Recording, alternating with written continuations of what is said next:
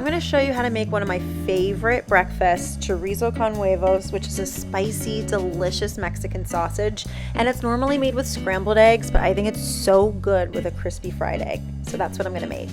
Now start by cooking the chorizo, take it out of the casing and break it up into tiny bits and then cook until it's nice and browned. Then push it all over to one side. If there's not enough fat in the pan, add some oil and then crack in your eggs. Now I love a runny yolk, but I hate a runny white. So normally I like to baste the tops of the eggs to cook them ever so slightly, but clearly I don't have enough oil here, so you can just pop on a lid instead. Now this is totally optional, but I love to add a ton of garnishes like avocado, sliced onion, some cilantro. Hot sauce or salsa would also be amazing, but honestly this 2-ingredient recipe is pretty rock solid as it is. Let the eggs cook until they're nice and crispy around the edges, but the yolks are still runny. Top with your garnishes. Oh my God, where are the tortillas?